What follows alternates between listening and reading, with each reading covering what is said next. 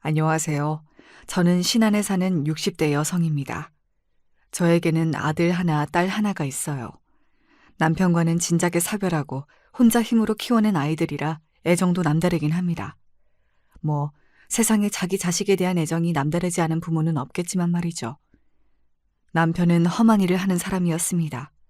흔히들 말하는 조폭? 뭐 그런 거였어요. 남들을 괴롭히고 그런 걸로 돈을 버는 사람 말입니다. 그거 다 업보로 돌아온다고 그만두라고 골백 번은 더 이야기했지만 남편은 자신은 이런 거 말고 다른 일은 되어본 적도 없다고 늘 제 이야기를 흘려들었습니다.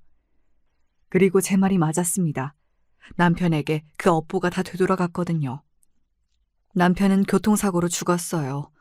뺑소니였는데 사람들이 이야기하기로는 남편과 사이가 좋지 않았던 다른 누군가가 일부러 사고를 낸 것 같다고 하더군요. 수술받고 나온 남편이 거의 기적적으로 잠깐 정신이 들었을 때였습니다. 저에게 이런 말을 했어요. 자네 말이 다 맞았네. 무슨 말이요? 결국에는 다 업보로 돌아온다는 말이네. 남편은 그렇게 말하고선 아이들을 혼자 키우게 됐으니 고생이 많겠다고 미안하다고 하더군요. 사실 그때까지만 하더라도 병원에서도 그렇고 남편이 그렇게 갈 거라고는 생각 못 했거든요. 기적적으로 깨어났으니 이제 살 거라고 다들 그렇게 생각했는데 저에게 그 말을 남기고 바로 다음 날 남편은 세상을 떠났습니다. 마치 그 말을 하기 위해서 잠깐 생각이 돌아왔던 것처럼 말이죠. 그렇게 저는 혼자 남겨져 아이를 키우게 되었습니다. 여자 혼자 촌에서 아이들을 키우기란 생각보다 어려운 일이었습니다. 정말 굳은 일이라는 일은 다 해가면서 힘들게 최선을 다해서 키웠지만 그럼에도 불구하고 아이들은 제 마음과 같이 자라주진 않았어요. 뭐 세상 모든 자식이 부모 속을 썩인다곤 하지만 저희 아들은 조금도 유별나긴 했습니다. 아들놈은 자기 아빠를 그대로 닮았는지 아빠와 같은 일을 한다고 집을 나갔어요. 그날 저는 정말 바닥에 주저앉아서 대성통곡을 했던 게 기억이 납니다. 세상 어느 부모가 자식이 조폭을 한다는데 그러지 않을 수 있겠어요. 딸내미는 그래도 전문대학이지만 학교를 나와서 어디 작은 회사에 취직을 했습니다. 물론 저와 왕래는 거의 없긴 했어요. 그러다 결혼을 할 때쯤 찾아와서 이렇게 이야기하더군요. 나 결혼해야 하는데 돈 좀 있어? 라고 말이죠. 사위될 집안은 우리 집보다 훨씬 잘 사는 집인데 내가 모아둔 돈이 너무 없어서 그런다고요. 딸아이가 언젠가 결혼하면 줄 돈을 따로 모아놨던지라 그 돈을 건넸습니다. 제가 이렇게 했다고 하면 사람들은 매번 그렇게 호구처럼 당해주니까 자식들이 엄마를 더 우습게 본다고 뭐라고들 했지만 저는 아이들이 늘 불쌍했어요. 조폭이었던 아빠 탓에 자라오면서 내내 손가락질을 당했고 게다가 가난하기까지 했으니 제가 자식들이었어도 이 집구석이 그리고 고향인 신안이 지긋지긋했을 겁니다. 그리고 딸아이는 이런 부탁도 하더군요. 오빠 그런 일 한다는 거 절대 이야기하지 마. 나 어디 외국에 나가 있다고 했어. 이야기 안 해. 큰일 나려고 그런 이야기를 하니? 그냥 확 죽어버렸으면 좋겠어. 딸아이가 조폭이 된 자신의 오빠를 보고 그렇게 이야기하면서 울었습니다. 자라오면서 내내 그것 때문에 사람들에게 손가락질을 당해왔었는데 어떻게 본인이 그런 일을 할 생각을 할 수 있는 건지 딸아이는 자신의 오빠를 도저히 이해하지 못했어요. 그건 뭐 저도 마찬가지긴 했습니다. 아들을 정말 이해할 수 없었거든요. 그래서 아들아이 없이 상견례를 하고 결혼식을 했습니다. 형님은 얼굴도 못 뵙고 결혼식을 하네요. 워낙 바쁜 애라 우리랑도 통화를 거의 안 해. 그래도 그게 아닌데 괜찮으니 너무 신경 쓰지 말게. 사위는 정말 좋은 사람처럼 보였습니다. 평범한 가정에서 태어나 나름대로 좋은 대학을 나와서 괜찮은 직장에 취직해서 안정적으로 사는 그런 사람 말입니다. 제가 딸아이가 그런 사람을 만나서 결혼을 했으면 좋겠다고 늘 생각했었거든요. 그래서 표현은 안 했지만 정말 눈물이 날 정도로 좋았었던 게 기억이 나네요. 그래서 더더욱 아들 이야기를 숨기게 되었던 것 같아요. 혹시나 남편이 그리고 아들이 무슨 일을 했는지 알게 될까봐 저도 두려웠거든요. 그래서 사위가 신안으로 찾아오겠다고 했을 때도 거절했습니다. 그래도 가서 인사를 드리는 게 맞는 것 같은데 됐어. 이 멀리까지 오지 않아도 돼. 내가 조만간 서울 올라갈 일이 있으니 그때 서울에서 보면 되네. 바쁜 사람들이 뭐하러 여기까지 와. 혹시나 여기에 오게 되면 사람들이 저희 가족을 두고 하는 말을 사위가 듣게 될까봐 그게 몹시 겁이 났었거든요. 그래서 종종 제가 서울로 올라가 딸네 부부들을 봤지 절대 내려오게는 못했던 것 같습니다. 그러던 어느 날 딸아이가 임신 소식을 알려왔어요. 저는 정말 눈물이 났던 것 같아요. 잘 자라서 시집을 잘 가서 자신의 가정을 꾸리고 행복하게 잘 사는 것. 제가 꿈꿨지만 가질 수 없었던 걸 딸아이가 하나둘 이뤄가는 걸 보면서 대리만족도 되고 그리고 정말로 기쁘기도 했습니다. 그쯤이었던 것 같아요. 엄마, 나 왔어. 집을 나간 지 10년이 넘었습니다. 그런데 너무나 뜬금없이 그리고 마치 어제 나갔다가 오늘 들어오는 사람처럼 아들이 집으로 들어왔어요. 못 보는 사이 몸은 그전보다 2배는 커져 있었고 그 몸에는 성한 구석이 없이 상처와 흉한 문신들이 빼곡했습니다.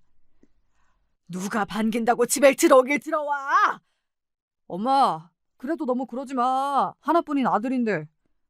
나는 그날 이후로 아들은 없는 셈 치고 살았는데 무슨 아들이야! 아들은 변죽도 엄청나게 늘어서 왔더라고요. 제가 욕을 하고 너 같은 쓰레기는 아들 아니다. 당장 나가라. 그렇게 난리를 쳐도 허허 하고 웃으면서 자기는 엄마가 보고 싶었다며 집을 나가지 않았습니다. 그리고는 어느 날은 봉투 하나를 쥐어주더군요. 지훈이 결혼했다며 이거 가져다 줘. 딸아이가 결혼한 걸 알고 있더라고요. 제가 그걸 어떻게 알았냐는 듯 눈을 크게 뜨고 아들을 봤습니다. 그랬더니 아들이 이렇게 말했어요. 지훈이 앞엔 안 나타날 거야. 나도 그 정도 생각은 하고 사니까 너무 걱정하지 말고 이 돈이나 가져다 줘요. 그래도 명색이 오빠인데 결혼할 때 아무것도 안 해줬잖아. 그 돈을 어떻게 번 건지가 너무 뻔했습니다. 지 아빠처럼 본인보다 약한 사람들, 그리고 약점이 있는 사람들을 괴롭혀 받아낸 돈이었겠죠. 그래서 싫었지만 그냥 받아서 딸아이를 줬어요. 물론 딸아이에게는 제가 주는 돈이라고 말하고선 말이죠. 아들이 돌아오면 실을 줄만 알았는데 그래도 그런 아들이라도 돌아오니 좋은 점이 있긴 하더라고요. 혼자가 아니라서 덜 외로운 것도 있었고 그리고 든든하기도 했고 말입니다. 물론 지나갈 때마다 동네 사람들이 수군거리는 건 감수해야 했지만 말입니다. 뒤에서 수군거리지 말고 앞에서 이야기해. 내 앞에서는 찍소리도 못할 것들이 뒤에서 말들이 많아. 아들이 그렇게 소리를 지르면 다들 어디론가 슥 숨어 들어가곤 했어요.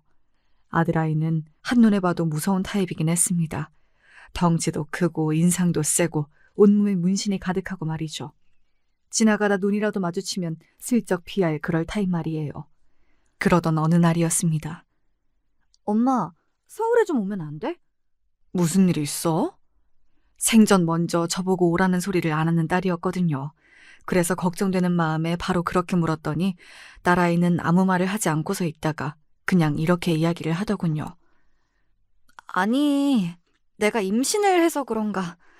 엄마가 해주는 밥이 먹고 싶고 기분도 우울하고 뭐 그러네. 며칠만 올라와 줄 수 있나 해서. 당연하지. 오히려 저는 그럴 때 저를 찾아줘서 너무 기뻤거든요.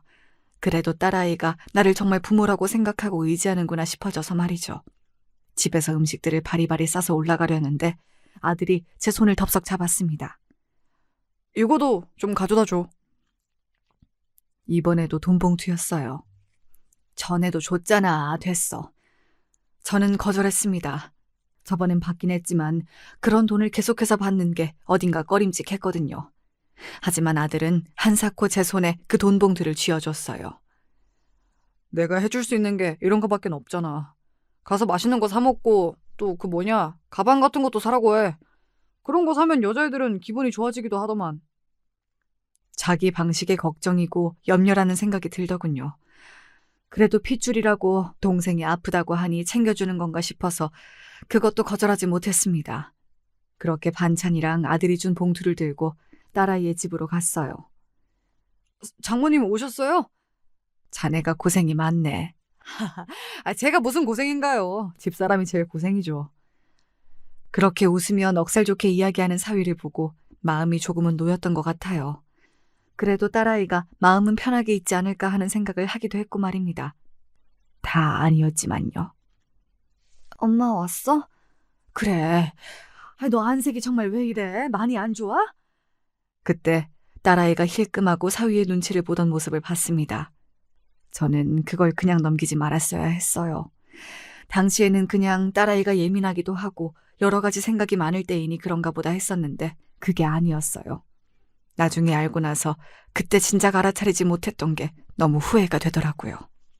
딸아이의 집에 며칠 있게 되면서 사실 조금 쎄하다 싶은 부분들이 있긴 했어요. 자기, 장모님이 과일 깎아오셨는데 안 먹을 거야? 나 입맛이 없네. 그래도 어른이 당신 먹으라고 주신 건데 성의를 생각해서라도 먹어. 아니, 정말로 입맛이 없어서 그래. 저는 먹기 싫으면 안 먹어도 된다고 이야기하려 했는데 사위가 과일 그릇을 들고서는 딸아이를 빤히 보더라고요. 그리고 딸아이는 그런 사위를 보고서는 어딘가 아차하는 얼굴로 자리에서 벌떡 일어났습니다. 먹을게. 먹기 싫으면 안 먹어도 돼.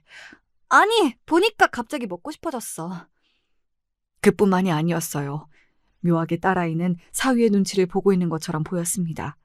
하지만 저는 별로 대수롭지 않게 생각했던 것 같아요. 딸아이가 정신적으로 힘들어 보이는 상태이기도 했고 사위가 저에게 깍듯하게 잘해서이기도 했지만 지금에 와서 생각해보면 그런 사람이라는 걸 생각조차 하고 싶지 않아서가 가장 큰 이유였던 것 같습니다. 엄마 갈게. 필요하면 또 부르고. 알겠지? 장모님 귀찮게 자꾸 그럴 수 있나요? 나는 정말 하나도 안 귀찮아. 다 해줄 수 있으니까 꼭 필요하면 연락해. 응, 알겠어. 연락할게. 며칠 같이 지내면서 사위가 마냥 좋은 사람은 아닐 거라는 생각을 하긴 했습니다. 어딘가 묘하게 딸아이를 무시하는 듯한 말투와 통제하려고 하는 것 같다는 느낌을 받았었거든요. 그리고 저에게도 이상한 말을 했던 적이 있어요. 다 큰 딸이 부모님 귀찮게 하고 그러면 안 되는 건데요. 그래도 지금 임신을 한 상태이지 않나. 원래 아이를 가지면 여자들은 다 엄마가 보고 싶고 예민해지고 그런 거야. 남들 다 낳는 애 참 유난이에요. 그죠? 본인은 농담이라고 하긴 했지만 그 말이 저는 완전한 농담으로만은 들리지 않았던 것 같아요. 하지만 저는 오히려 사위의 눈치를 봤습니다. 딸아이가 혹시나 사위의 심기를 거슬러서 사위가 나에게 그러는 건가 싶고 말이죠. 사위가 쎄했던 건 그뿐만이 아니긴 했습니다. 하루는 제가 한 반찬과 같이 밥을 먹는 날이었어요. 가만히 밥을 먹던 사위가 저를 보고는 이렇게 말하더군요. 장모님 오랫동안 혼자 애 키우느라 고생만 하셔서 그런지 음식 실력은 썩 좋은 편은 아니시네요. 사실 장모의 음식이 마음에 들지 않는다고 해도 그렇게 직접적으로 말하는 경우가 흔한 건 아니었잖아요. 그래서 꽤나 당황했던 기억이 납니다. 그런 저를 보고 사위는 웃으면서 농담이라고 했지만 절대 농담처럼 들리진 않았던 것 같아요. 우리 형편에 그리고 우리 주제에 그런 사위를 본 게 정말 다행이라고 생각하고 있었기 때문에 더 눈치를 보고 맞춰주려고 하고 그랬던 것 같네요. 보통 좋은 사람이라면 상대방의 그런 태도에 감사해야 하는 것이 보통이지만 사위는 좋은 사람이 아니었기 때문에 아마 저의 태도에서 더더욱 딸아이에게 막 해도 된다는 확신을 얻었을 겁니다. 지금 와서 돌이켜 생각해보면 그 점이 딸아이에게 몹시 미안해요. 서울에서 무슨 일 있으셨어? 아니, 정희가 사위를 귀찮게 하나 싶어서. 왜? 그 새끼가 엄마한테 뭐라고 해? 너는 그 새끼가 뭐냐 그 새끼가. 여동생 남편한테. 아 됐고 왜 그러는데. 아니 그냥 눈치가 어딘가 조금 지치고 짜증난 것 같이 보이긴 해서. 엄마한테 짜증을 냈다고? 가만히 좀 있어. 그냥 그런 인상을 받았다는 소리니까. 아들은 팔짱을 끼며 안 되겠다는 듯 말했고 저는 그런 아들이 혹시나 사고라도 칠까봐 전전긍긍하며 괜히 말을 꺼냈나 하는 생각을 했던 것 같아요. 뭐 그 뒤로 바로 무슨 일이 일어난 건 아니었기 때문에 잊었지만 말입니다. 그러고 몇 년이 흘렀어요. 딸아이는 잘 사는 것 같았습니다. 그 몇 년이 흐르는 동안 딱히 딸아이에게서 다른 인상을 받은 건 없었어요. 전화도 자주 왔고 목소리도 밝았고 말이죠.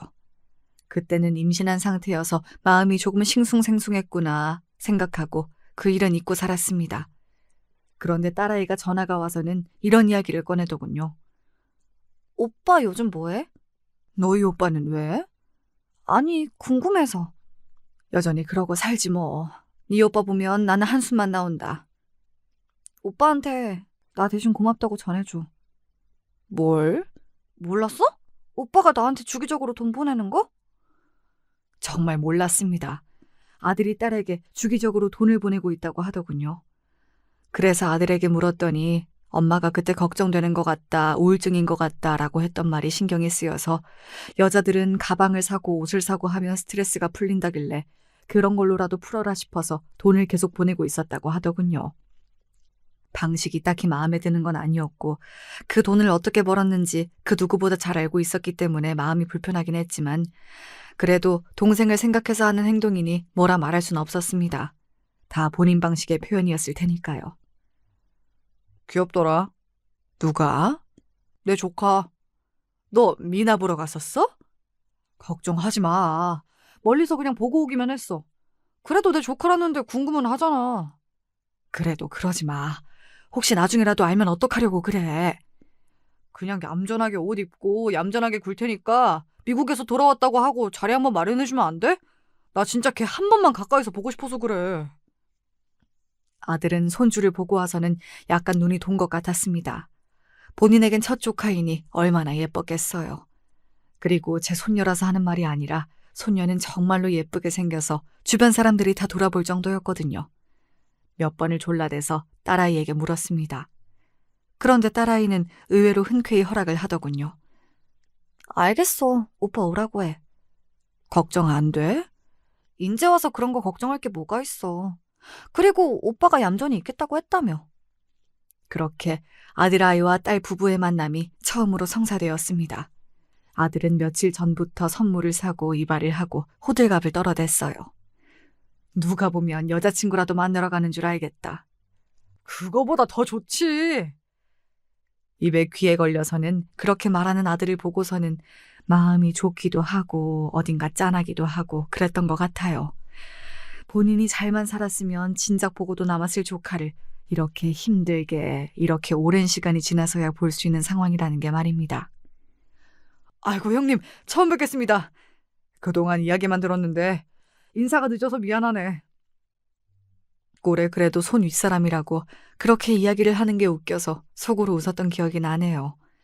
아들은 비싼 집에서 밥을 사고 아이에게 선물들을 안기고 그리고 내내 자기 조카에게서 눈을 떼지 못했습니다. 그렇게 좋아하는 모습은 또 처음 봐서 저런 면도 있구나 싶더라고요. 형님도 얼른 결혼하셔서 아이 낳으시죠? 나는 안 해. 왜요? 그냥 혼자 사는 게 좋아. 아마도 아들은 본인이 결혼해서 자식을 낳으면 그 자식도 자기처럼 될 거로 생각하는 모양이었어요. 언젠가 비슷한 이야기를 했던 적이 있었거든요. 무슨 대물림도 아니고 결국에는 자신도 이 일을 하게 된 게 어딘가 운명 같다고 말이죠. 그리고 대물려주고 싶진 않다는 말도요. 어쩜 이렇게 예쁠까. 얘 자라는 동안 학비나 시집 보내는 건 다 내가 해줄 테니까 예쁘게만 키워. 알았지? 그렇게 좋아? 그러게. 좋네. 핏줄이란 게 이런 건가 보다 싶고. 아들의 그런 모습을 보며 그래도 가족은 가족이구나 하고 생각했던 것 같아요. 그런 딸과 아들, 그리고 자기 딸아이를 보는 사위의 표정이 어딘가 마음에 걸리긴 했던 것 같습니다. 마음에 안 드는 듯한 얼굴을 하고 그 세 사람을 바라보고 있었거든요.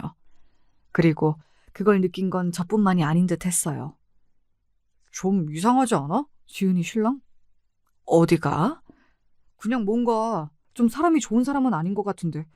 나 원래 그런 쪽으로는 눈치 엄청 빠른 거 알잖아. 아들은 아무래도 그런 일을 하다 보니 그런 쪽으로는 눈치가 참 빠른 편이긴 했거든요. 사실 저도 내내 느껴왔던지라 아들이 하는 이야기를 그냥 넘길 수만은 없었습니다. 그래서 언젠가 한 번은 딸아이에게 물어봤어요. 이서방, 너한테 잘해주냐? 딸의 대답이 뭐였는 줄 아세요? 바로 응이 아니라 왜였습니다. 그 대답을 듣고 알 수 있었습니다. 정말 잘해주면 무슨 일 때문에 그러냐, 잘해준다 이렇게 대답해야지. 왜라고 묻진 않잖아요. 제가 몇 번을 더 캐묻자 딸아이는 한숨을 크게 쉬더니 꽤 충격적인 이야기를 시작했습니다. 사람이 워낙 가부장적이고 본인이 통제하는 걸 좋아해서 힘들긴 해. 자기 말 안 들으면 큰일 나는 사람이라. 때리기도 하냐는 제 질문에 딸아이는 아무런 대답을 하지 못하더군요. 저는 굉장한 충격을 받았던 것 같아요. 사실 제 남편도 한때 저에게 폭력을 행사하던 시기가 있었기 때문에 딸아이의 그 이야기가 더 끔찍하게 들려왔던 것 같습니다. 제가 그 고통을 알아서 아마 더 그랬던 것 같아요. 이혼할 생각이 있니? 모르겠어.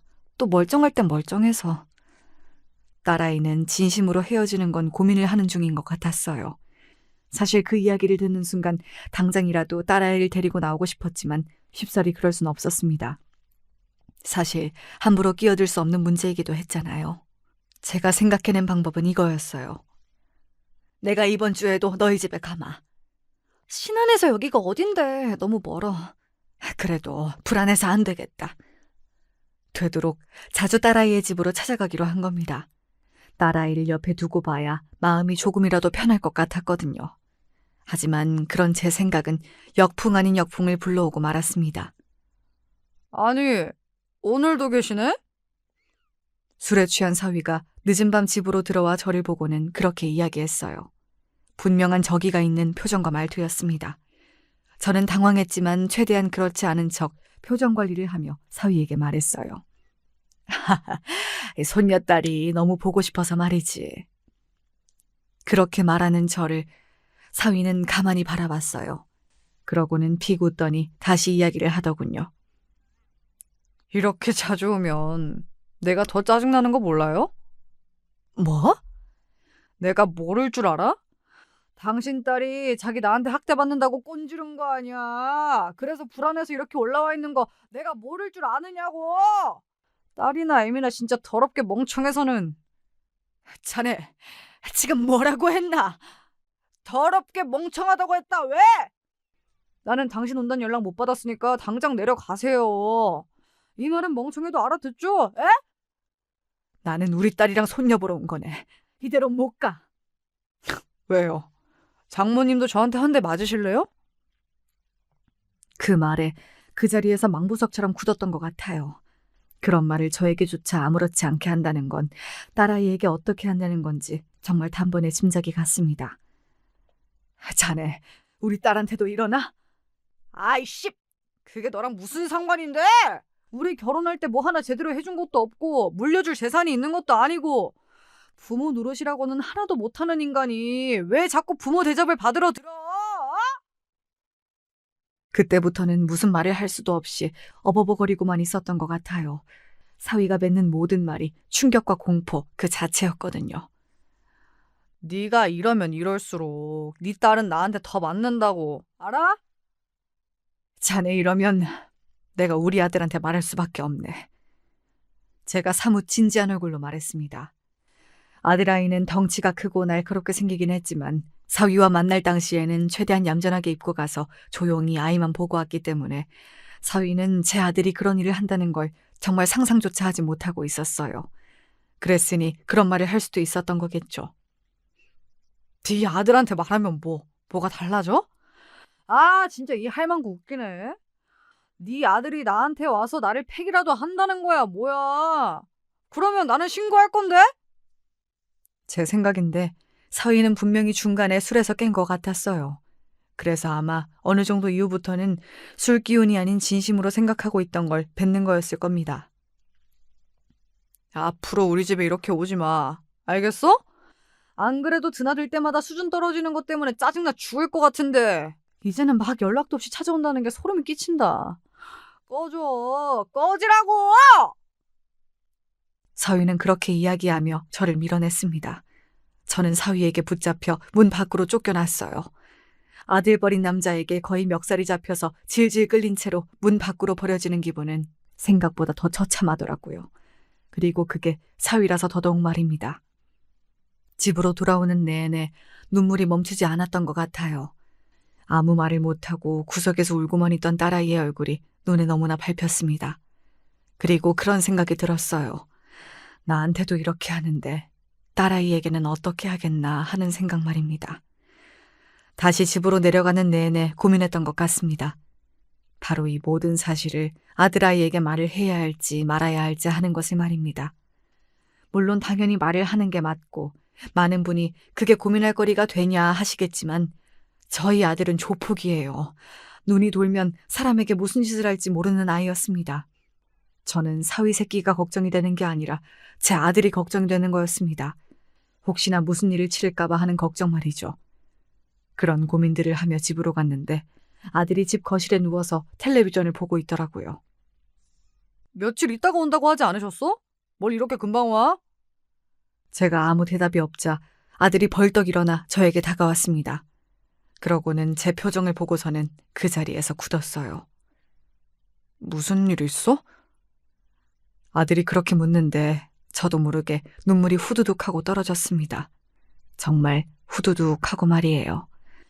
그리고 제 입에서 오늘 있었던 일에 관한 이야기가 쏟아져 나왔어요. 저는 그런 경험은 처음 해보는 거였습니다. 저도 모르게 말이 막 나오더라고요. 아마 많이 억울하고 서럽고 그런 마음이라 그랬던 것 같아요. 아들은 의외로 제 말을 듣는 내내 침착했습니다. 저는 바로 뭐라도 손에 들고 서울에 가겠다고 설치는 건 아닌가 걱정한 것과 달리 아들은 굉장히 침착했어요. 물론 드문드문 손이 떨리는 것 같다는 생각이 들긴 했지만 말이죠. 그래서 엄마는 한 대도 못 때리고 나왔어? 거기서 너만한 남자를 내가 어떻게 때려? 뭐가 나만 해. 내 반도 안 되겠던데. 하여간 그 새끼 첫인상부터 너무 안 좋았단 말이지. 나는 그런 건 틀린 적이 없어. 그렇게 말하고서는 아들은 휴대폰을 들고 어디론가 나가더군요. 제가 그런 아들을 잡아 세웠습니다. 어떻게 하려고? 어머님 가만히 앉아서 내가 어떻게 하는지 구경이 나와서. 사람 다치게 하고 그러면 안 돼. 알지? 그런 인간 걱정하고 그러는겨? 아니, 너 걱정하는 거야, 너. 제 그런 대답에 아들은 아무 말도 없이 저를 가만히 보더니 망해 갈 일은 안 만든다는 말 한마디를 남기고 누군가에게 전화를 걸며 나갔습니다. 그리고는 한참 뒤에야 들어왔어요. 무슨 전화를 그렇게 오래 하냐, 무슨 일을 벌이려고 그러는 거냐고 계속해서 물었지만 아들은 끝까지 대답해주지 않았습니다. 그저 곧 알 거라는 말만 반복했어요. 그리고 얼마 뒤 딸아이에게서 전화가 걸려왔습니다. 엄마, 이거 오빠가 한 거야? 딸아이는 굉장히 상기된 목소리였어요. 그게 기쁜 건지 놀란 건지 알 수는 없었지만 말이죠. 저도 무슨 일인지 몰랐기 때문에 딸아이에게 물었습니다. 무슨 일인데? 아니 그게 아니라 오늘 남편 회사로 어떤 여자랑 남자가 찾아와서 난리를 치고 갔다는데 그게 아무래도 오빠가 한 것 같아서. 딸아이 말에 의하면 회사로 여자와 남자가 찾아와 한바탕 소동이 벌어졌다고 하더군요. 그 여자는 사위와 바람이 났다고 주장하는 내연녀였고 그 남자는 그 여자의 남편이라고 했다더군요. 내 아내랑 바람난 놈 찾아오라고 고성방가하고 회사 로비에 들어눕는 바람에 전 직원 모두가 그 사실을 알게 되었다고 말입니다. 그 여자랑 바람이 난 건 진짜고?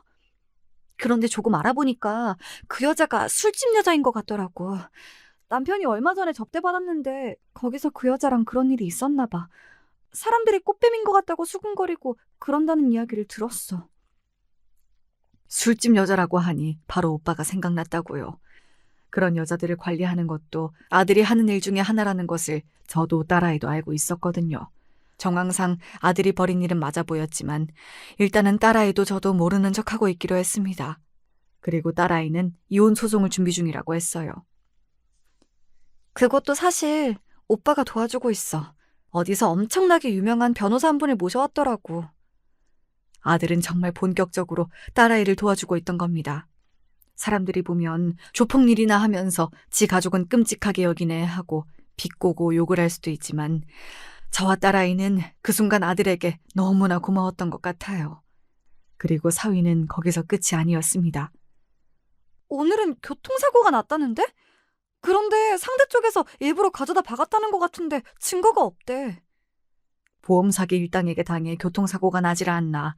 길을 가다가 재수없이 넘어지질 않나. 어느 날은 지갑을 잃어버리기도 하는 둥 사위에게 좋지 않은 일이 계속해서 일어난다고 했습니다. 그래서 요즘 사위가 굿이라도 해야 하나 그러고 있다면서 말이죠. 다행인 건 그렇게 정신이 없으니 딸아이에게 관심이 덜해서 그 전보다 편하다고 하더군요. 사위는 딸아이가 이혼 소송을 진행하고 있다는 걸 전혀 모르는 듯 했습니다. 소장을 받고 나서야 알게 된 것 같더라고요. 소장을 보낸 날 딸아이는 그 집을 나왔습니다. 그리고는 아들아이가 얻어준 오피스텔로 옮겼어요. 그곳은 제가 그 뒤에 가봤는데 굉장히 좋기는 하더라고요. 사위는 딸아이의 휴대전화로 수십 통의 전화를 했던 것 같습니다마는 딸아이는 이미 자신의 오빠에게 휴대폰을 반납한 상태여서 통화를 하진 못한 것 같았습니다. 제가 이틀 뒤쯤 딸아이가 있는 곳으로 갔을 때는 심지어 문 앞에 누군가 한 명이 서서 딸아이가 지내는 곳을 지키고 있었어요. 아이고, 어머님. 들어오고 나갈 때마다 어머님이라고 불리면서 90도로 인사를 깍듯하게 해서 부담스러워했던 기억이 나네요. 그리고 사위는 얼마 지나지 않아 저희 아들이 조폭이라는 걸 알게 되었습니다. 사위가 어떻게 알았는지 딸아이가 있는 곳으로 찾아왔거든요. 야, 이년아! 내가 너를 가만히 둘 것 같아? 가만히 안 두면 뭐 어쩔 건데, 니까짓 게. 아들이 그 전과는 다른 모습을 하고 사위 앞에 나타났어요. 일부러 문신이 다 보이게 입은 반팔과 반바지, 그리고 그동안 숨기고 있었던 험악한 표정과 말투. 사위가 순식간에 기가 죽는 게 보였습니다. 뭐야? 뭐긴 뭐야. 지은이 오빠잖아, 이 새끼야. 그 말이 아니고, 뭐 하는 분이신데요? 그때 문 앞을 지키던 아들의 밑에 사람같이 보이던 남자가 나섰습니다. 팔을 걷어붙이고 말이죠. 그 사람의 팔에도 엄청난 문신들이 가득했어요. 뭐 하는 분이면 네가 그걸 알아서 어쩔 건데. 너 같은 게 우리 형님을 어떻게 할 수나 있어? 그냥 찌그러져서 닥치고 있으라고. 아! 사위는 명백하게 쫀게 보였습니다. 그런 사위를 향해 아들이 이야기했어요. 좋은 말로 할 때 내 동생이 달라는 거 다 주고 이혼 도장 찍어라. 안 그러면 너 정말 피 보는 수가 있다. 알겠어? 아들이 소리를 지르며 대답하라 했지만 무서웠던 건지 아니면 차마 그렇게는 하라고 못하겠던 건지 사위는 아무 대답을 하지 않더군요. 그래서 아들이 다시 한번 소리를 질렀습니다. 그 소리는 너무 커서 저도 화들짝 놀랐었던 것 같네요. 대답 안 해, 이 새끼야! 네, 알겠습니다. 사위는 그러고 주랭랑을 쳤어요. 아마 엄청나게 겁을 먹었을 겁니다. 원래 그렇게 자기보다 약한 사람을 괴롭히면서 산 사람들이 자기보다 강한 사람이 나타나면 엄청나게 쫄고 겁을 먹고 그러더라고요. 아들이 보통 내기가 아니라는 것 또한 바로 알 수 있었을 거고 말이죠. 그리고 며칠 뒤 사위는 달라는 건 다 줄 테니 제발 이혼해달라고 사정하러 찾아왔어요. 재산 분할과 양육권, 그리고 위자료의 양육비까지 최대한 맞춰주겠다고 말이죠. 아마 아들아이와 더 이상 엮이고 싶지 않아서 더 서두르는 것 같았어요. 하지만 아들아이는 거기서 멈추지 않았습니다. 계속해서 끊임없이 사위를 괴롭힌 거예요. 그동안 바람이 났던 일들이 사내 게시판에 줄줄이 올라오고 아내와 딸을 학대했다는 이야기가 나오기도 하고 결국엔 그 회사에서 잘렸고 말입니다. 사고는 계속 나고 집 밖으로 나오면 누군가 시비를 걸고 그러다 보니 사위는 집 밖으로 더 이상 나오지 않고 안에서 컴퓨터 게임 같은 것만 하면서 배달 음식을 시켜 먹는 것 같았습니다. 완전 폐인이 되어가고 있는 거였죠. 사위는 그 모든 일을 아들이 했다는 것을 알고 있었습니다. 하지만 한 번 봐서 알았듯 아들은 쉽사리 건드릴 수 있는 사람이 아니었으니 그렇게 조용히 있는 거였고 말이죠. 그리고 또 일이 하나 터졌습니다. 야! 보자니까 너무한 거 아니냐? 여기까지 와서 또 무슨 짓인가? 이것도 당신 아들이 한 짓이지? 그러면서 사위는 저에게 뭔가 하나를 던졌습니다. 그 안에는 사진이 들어있었어요. 그리고 그 사진에 찍힌 사람은 사위가 아니라 사돈댁 사람들이었습니다. 그들의 각종 어두운 비밀들이 가득한 그런 내용들이었지만요. 뭐 어둡다 해서 대단히 큰 범죄를 저지르거나 했다는 게 아니라 이런 거 말입니다. 불륜이라든지 사기를 당해서 빚이 생겼다든지 그리고 그걸 사돈 처녀의 예비시댁에서 알게 되어서 그 결혼이 파투가 났다든지와 같은 것들이요. 그 중에서 가장 큰 건 사돈댁이 살던 집이 집주인이 바뀌면서 당장 내일 집을 나가라 한 것이었어요.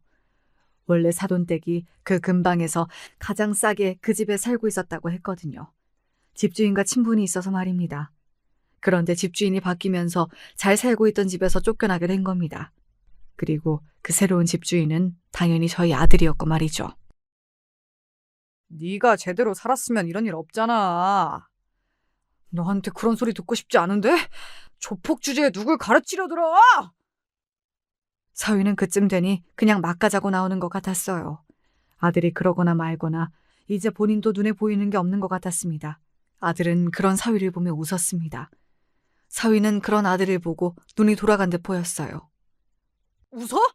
웃어? 그렇게 이야기하며 사위가 얼굴을 주먹으로 한 대 쳤어요.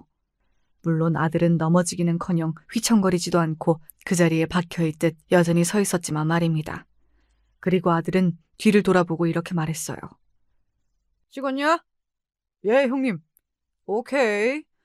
그러면 지금부턴 쌍방이다. 선빵은 네가 먼저 친 거고. 아들이 그렇게 말했고 무슨 말인지 알아듣느라 다들 고개를 갸웃하는 사이 아들이 사위에게 달려들었습니다. 그리고 정말 무슨 두들겨 맞는다는 게 이런 거구나 싶게 많이 두들겨 맞았어요. 사위는 당연히 덩치나 힘이나 모든 것들이 아들에게 뒤졌기 때문에 아들을 제대로 한번 때릴 수조차 없었고 말입니다. 그렇게 아들과 사위는 경찰서로 가게 되었습니다. 기다렸다는 듯 아들 측의 변호사가 와 먼저 친 건 사위였다고 억울함을 호소했어요. 그 모든 것들이 마치 짜여진 각본처럼 착착 움직였습니다. 그리고 그 생각은 저만 한 건 아니었더라고요. 야, 이 새끼야. 이거 니들 짰지? 짰잖아! 아닌데? 뭐가 아니야. 맞잖아! 아니라니까. 뭐 증거 있어? 있을 리가요. 그런 건 사전에 다 조처해놨을 텐데 말입니다. 사위의 식구들, 그러니까 사돈댁 사람들이 하나둘 와서 조이 쪽에 뭐라고 하려고 했지만 아들과 아들 옆에 서 있는 그 아들의 밑에 직원의 변호사를 보고 말문이 막혀 뻐끔거리기만 하더군요. 그렇게 저희가 먼저 경찰서를 나왔습니다. 오빠, 고마워. 딸아이가 처음으로 아들에게 고맙다고 하는 것 같았어요. 그동안은 오빠가 하는 일이 싫고 마음에 들지 않기도 했을 테지만 그간 미워하고 원망했던 게 새삼 부끄럽기도 해서 더더욱 그런 말은 쉽게 하지 못했을 거라고 생각하거든요. 이렇게 생각하면 그 일이 우리 가족에게 준 게 크긴 하네요.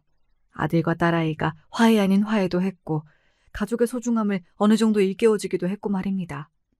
사위는 아들을 빵에 넣어야 한다고 난리를 쳤지만 그렇게 되지 않았습니다.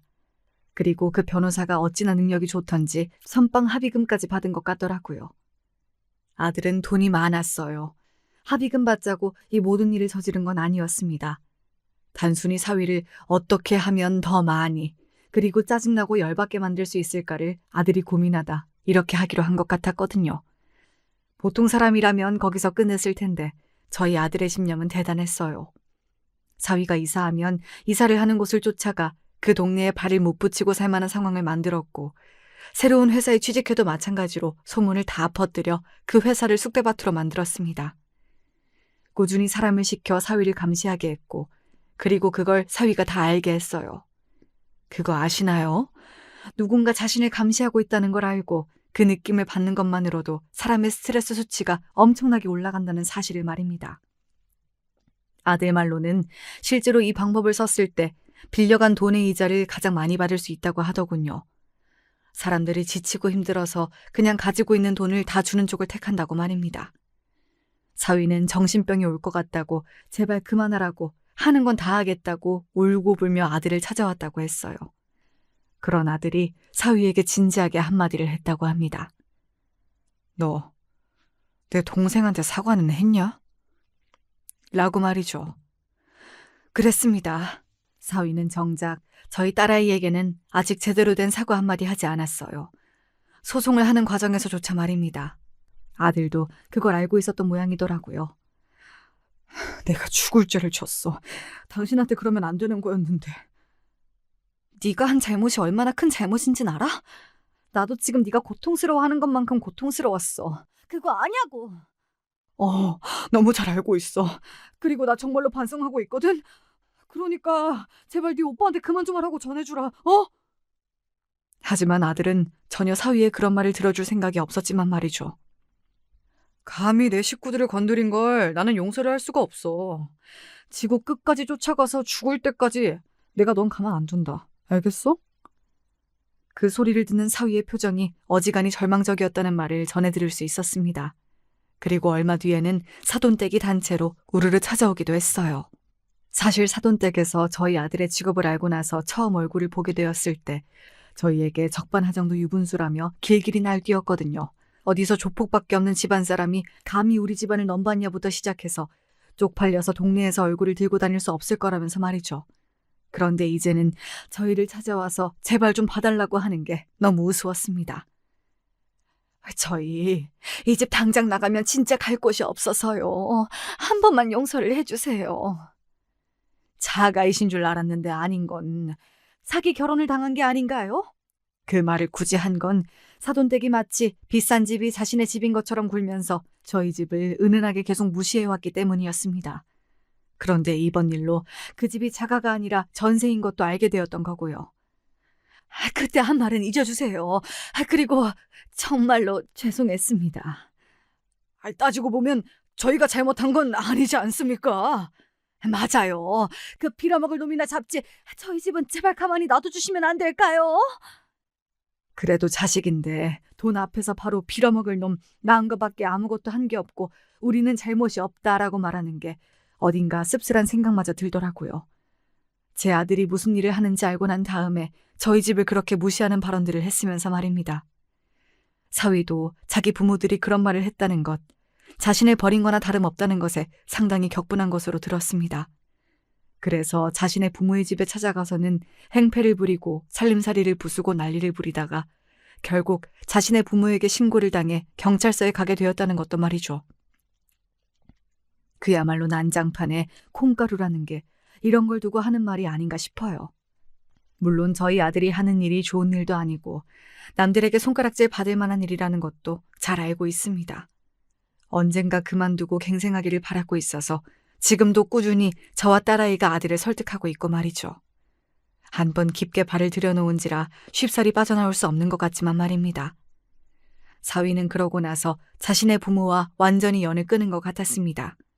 그 배신감이 엄청났다고 들었는데 사위가 그런 놈인 걸 떠나서 부모에게 그런 식으로 버림을 받는 건 굉장히 충격일 거라는 생각이 들긴 했어요. 저는 아들이 그렇게 사는 걸 알았어도 사실 연을 아예 끊지는 못하고 늘 어느 정도는 붙잡고 있었거든요. 사실 부모 자식 간이라는 게 그렇잖아요. 절대 쉽게 끊을 수 없고 끊어지지도 않는 그런 관계 말입니다. 아무튼 사위는 정말 모든 것을 다 잃었습니다. 집도 직업도 친구도 그리고 심지어는 가족도 말이죠. 아마 평생을 후회하거나 혹은 괴로워하거나 아니면 둘 다 하는 채로 살아가게 될 거예요. 그리고 또 죽을 때까지 저희 식구들, 특히 아들을 잊지 못할 겁니다. 저와 딸아이는 그거면 됐다라고 생각하고 아들에게 더 이상 하지 말라고 이야기는 했어요. 물론 아들은 그러겠다고 대답하진 않았지만요. 아마 아들은 더 할 수도 있다고 생각은 합니다. 그러지 않기를 바라지만 말이죠. 저는 이제라도 아들이 남들처럼 살기를 진심으로 바라고 있거든요. 본인은 그렇게 살 수 없다고 이미 늦었다고 이야기하지만 저는 늦지 않았다고 생각해요. 그렇게 생각하는 큰 이유 중에 하나가 사실 아들이 자기 조카인 소녀를 볼 때입니다. 정말 눈에 사랑이 가득하고 뭐 하나라도 주고 싶어 하고 그런 게 보이거든요. 정말로 많이 아끼고 사랑하는 게 보여서 저렇게 어린아이에게 사랑을 줄 수 있는 사람이라면 근본은 좋은 사람일 거로 생각하고 있어요. 사실 저희 남편이 그러기도 했고 말입니다. 그래서 저는 오늘도 열심히 아들을 다양한 방법으로 설득 중이에요. 직접 말로 하기도 하지만 손녀와 놀게 하면서 세상을 조금 따뜻하게 봤으면 하기도 하고 그러다 보면 달라지고 싶어지지 않을까 하는 생각도 들어서 말이죠. 소중한 게 생기면 사람이 달라지기도 하잖아요. 오늘 제 이야기는 여기까지입니다. 아마 그 누구도 사위의 이런 결말을 예상하지 못했을 거예요. 당연하죠. 이런 걸 누가 예상이나 하냐고요. 알고 봤더니 아내의 친오빠가 조폭이라 상상도 못할 방식으로 복수를 당한다. 이렇게 이야기하니까 어디 뭐 영화나 드라마에서나 나올 법한 이야기긴 하네요. 사실 그래서 사연을 쓰게 된 것도 있습니다. 많은 분들이 우아하고 들어주실 것 같아서 말이죠.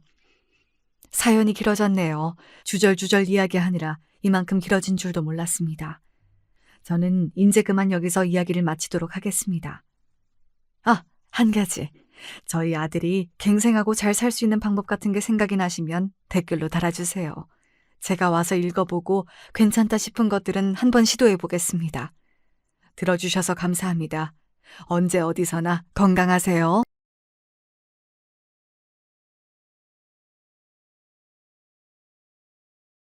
안녕하세요. 저는 동작구에 살고 있는 40대 주부입니다.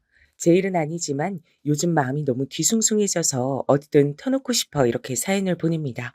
다름이 아닌 저의 시댁 때문인데요. 사실 시집살이 같은 문제면 지인들에게 몇 번 욕하고 끝내겠지만 그런 일차적인 상황이 아니에요.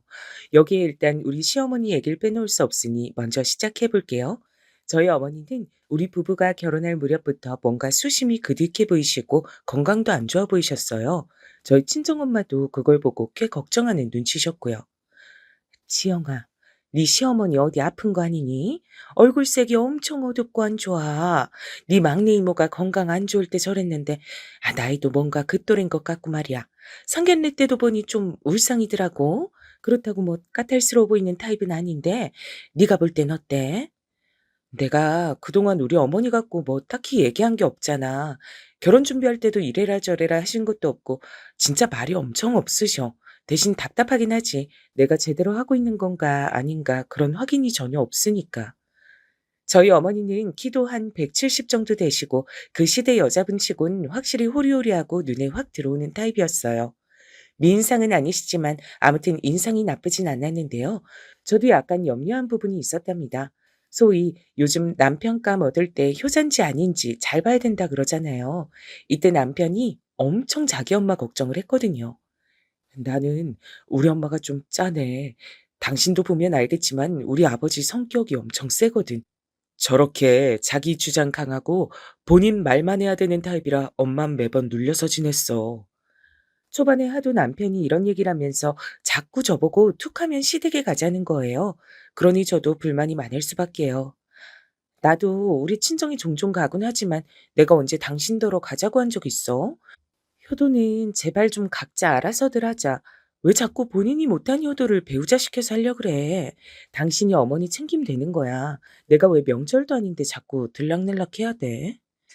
그런데 이 효자 남편은 아랑곳 않고 절 자꾸 시댁에 데려갔고 나중엔 외려 어머니가 귀찮아하시더라고요. 아이고, 뭘 그렇게 자주 볼라 그래. 니들도 집 정리하고 할 일들도 많지 않냐. 정민이 너도 그만 좀 드나들어. 안 와도 돼.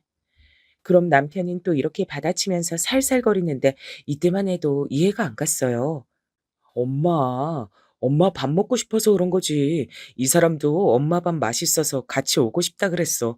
우리 밥 좀 주라, 응? 내가 언제 그런 말을 했어?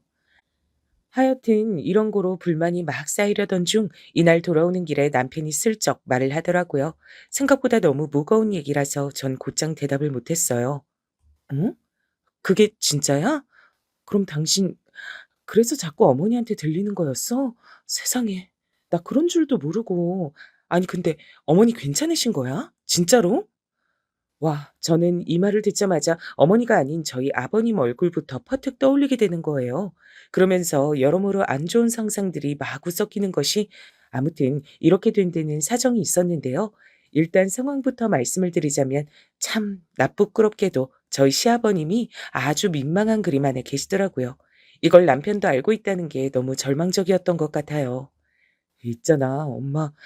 지금 되게 힘들어. 어디 아픈 건 아닌데 마음이 많이 아프신 상태야. 이런 얘기 당신한테 하기 좀 그랬는데 아무래도 이해를 좀 받아야 될 것 같아서. 이거 사실 누나가 먼저 알아낸 건데 누난 이것 때문에 지금 아버지 안 보고 있는 거야. 근데 형님은 집이 멋이니까 자주 안 오시는 거 아니야? 우리 결혼식 때도 금방 가시긴 했던 것 같은데. 그리고 이어지는 남편의 말에 전 일순간 숨이 멎는 듯했어요. 아버님 그렇게 안 봤는데 말이에요. 음, 아버지 말이야. 그 만나는 분이 있어. 그걸 엄마도 알고 누나도 알고 나도 안지 좀 됐어. 뭐? 지금? 지금 말하는 거야, 당신? 아버님이 그럼 외도를 하고 계신단 거야? 지금도? 남편은 이렇게 객관적인 단어가 등장하니 더 수치스럽고 불편했는지 고개를 팍 숙이더라고요. 여보, 미안해. 아니, 근데 잠깐만. 나도 뭐라고 말해야 될지 몰라서. 그럼 어떡해? 아니, 아버님 상견례 때도 멀쩡히 오셨고, 결혼식 때도, 근데 매번 시댁에 어머니만 계시는 게 아버님 이래서 집에 안 계신 거 아니셨어? 그것도 맞는데 집에 들어오시긴 하지만 그 만나는 아줌마 그쪽으로 가시나 봐. 그러니 엄마도 속이 아닌 거야. 누나가 처음에 아버지 핸드폰 고쳐드리다가 보게 돼서 그때 난리도 아니었어. 여기까지 듣고 전 충격이었던 게 이제 막 알게 된 내용인 줄 알았거든요. 그래서 빨리 조치를 취해야 하는 게 아닌가 했는데 이미 할 만한 건 다 했던 거예요. 그래서인지 이 말을 하는 남편의 표정도 똑같이 어머니처럼 그림자가 짙더라고요. 아마 당신이 생각할 법한 것들은 다 해본 것 같아. 누난 웬만한 내용들을 다 알게 돼서 처음에 아버지랑 심각하게 한판 붙었었어. 그때 아버지는 그렇게 죽자 사자 하는 외동딸이 뭐라 하니 잠깐 기가 죽었지. 제일 불쌍한 건 엄마야. 엄마의 의견은 안중에도 없으시더라고. 잠깐만. 나 이해가 안 되는 게 한두 가지가 아니야. 그럼 자식들이 알고 그 난리를 쳤는데 아들까지 장가 보내고도 지금 두 집 살림을 하시는 거야? 그 상대쪽 여잔 나이가 어떻게 되는데? 많이 어려? 남편은 이때 고개를 절레절레 졌는데 참 세상 요지경이더라고요. 나 진짜 그때 따라가고 싶지 않았는데 누나 따라서 가서 얼굴 보고 왔어. 우리 아버지랑 한두 살 차이 날까 싶은 70대 어른이야. 그니까 기가 막히지. 뭘로 아버지를 구워 삶은 건지 말로는 무슨 등산 모임에서 만났다 그러더라고. 아니, 노인네들이 참. 그러니 전 여기까지 듣고 마음이 너무 복잡한 거예요. 사실 우리 어머니가 무뚝뚝하셔서 그렇지 은근 잔정이 많으시고 잘 챙겨주시거든요. 친정 엄마가 계단에서 구르셔서 다쳤을 때도 뼈에 좋다고 직접 곰탕도 구워서 보내주시고 그랬어요. 어머니, 저희 엄마가 너무 감사하다고 평소 사골 좋아하는데 손 많이 가서 안 해 드신다고 따로 뭐라도 좀 보내드리고 싶다고 하셔서요. 제가 주소 보내드려도 될까요? 이러면 어머니는 한사코 거절하시는 분이었어요. 아니야, 아니야, 됐어. 나 먹으려고 끓인 건데 너무 많아서 그쪽에 보낸 거야.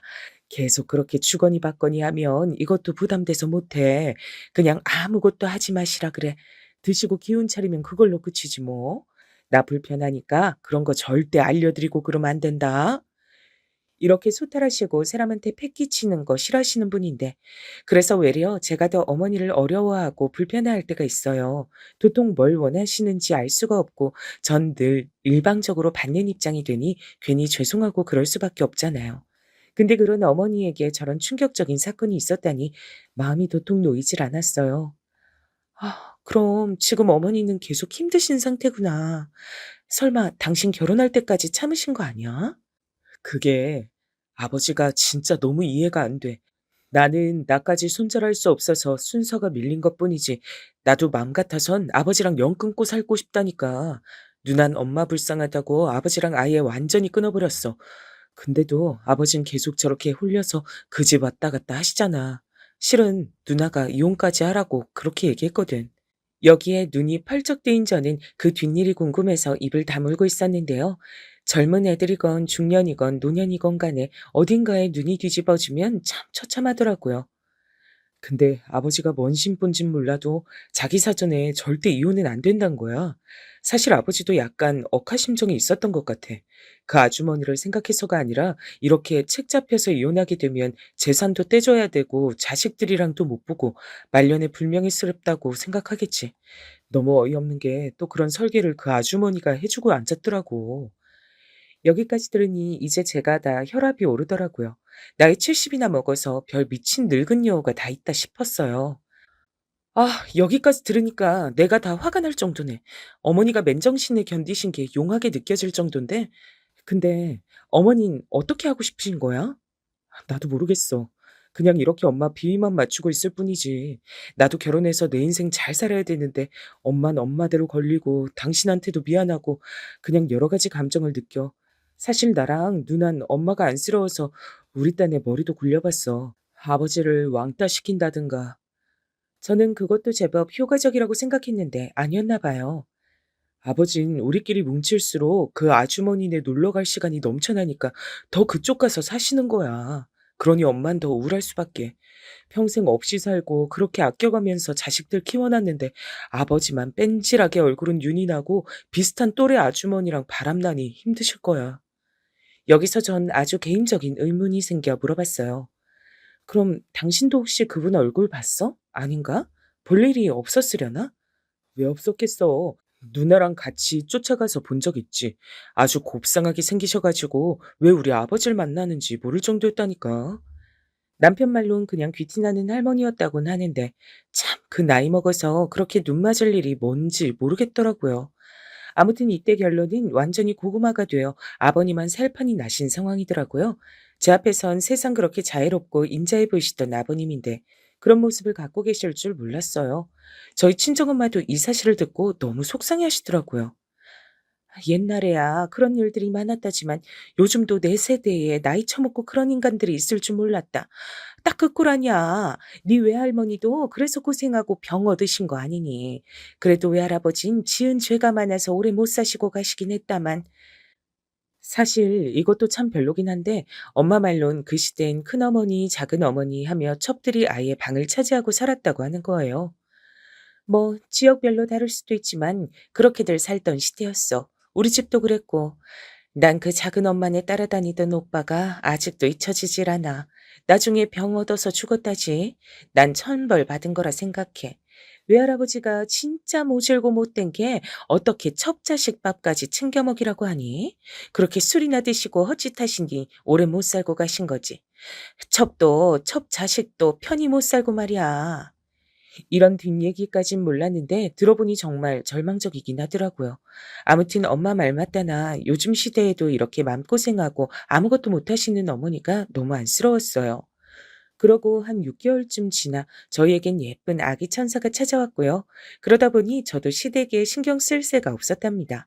남편도 그때 대장에 뭐가 있다고 해서 간단히 수술도 하고 서로 건강 챙기고 하느라 정신 없었어요. 하지만 임신 소식에 무척 기뻐해 주셨던 어머니 그제서야 좀 살 소망이 있다고 하시더라고요. 내가 진짜 인생에 낙이 하나도 없었는데 우리 정민이 얘기라고 하니까 너무 기대가 되고 행복하네. 얼른 보고 싶다 나도. 그러시면서 저한테 내내 뭐 먹고 싶은 것이 없는지 저 먹을 거 챙겨다 주시고 했어요. 나도 옛날 사람이라 너무 뒤처진 걸 수도 있는데 내가 애들 낳을 땐 그렇게 속꼬리 고아 먹고 뭐도 하고 그랬어. 너도 사골 잘 먹니? 그러시면서 하나하나 다 물어보고 해주시고 저도 중간엔 염치불구하고 부탁도 드렸어요. 사실 어머니는 제가 뭐 만들어 달라고 하면 좋아하셨거든요. 어머니, 저 요즘 어머니 김치찌개가 너무 먹고 싶어요. 그 돼지고기 앞다리살 팍팍 넣은 거요. 그렇게 말씀드리니 기분 좋게 한 솥을 끓여다 가져다 주셨고 잘 얻어먹고 아기도 잘 낳아서 집으로 왔답니다. 그러고 얼마쯤 지났을까요? 제가 한창 육아일기를 쓸 무렵이니까 아기 한 50일쯤 지났을 무렵인데요. 이때 저는 남편으로부터 청청병력 같은 소리를 듣게 되었어요. 여보, 엄마가, 엄마가 암이래. 누나가 지방에서 급히 올라와서 같이 가드렸는데 상황이 심각해. 저도 이때 늦게 여기저기 연락이 다 어머니의 상태를 알게 됐는데요. 이미 많이 조치가 늦은 시한부 상태란 걸 알고 얼마나 놀랐는지 몰라요. 남편은 어찌할 줄 몰라 착잡해하고 밤마다 잠도 못 자고 내내 침울한 얼굴이 됐죠. 참 웃긴 게 그동안 그렇게 코빼기도 안 비추고 집에 잘 안 오던 아버님도요. 심각한 상황이 돼서 그런지 그땐 슬슬 드나드시더군요. 엄마 이번에 항암 때 아버지가 옆에서 왔다 갔다 하시긴 했는데 그것도 진짜 못 볼 꼴이야. 누나랑 아버지랑 서로 안 마주치려고 피해 다니는데 이게 뭔 짓인지. 게다가 아버님은 눈치도 참 너무 없으셔서 이때 마주친 저에게 이런 말씀까지 하시는 거예요. 아이고 우리 며느리 그래 우리 민우도 잘 크고 있지? 민우 사진 좀 보내봐라.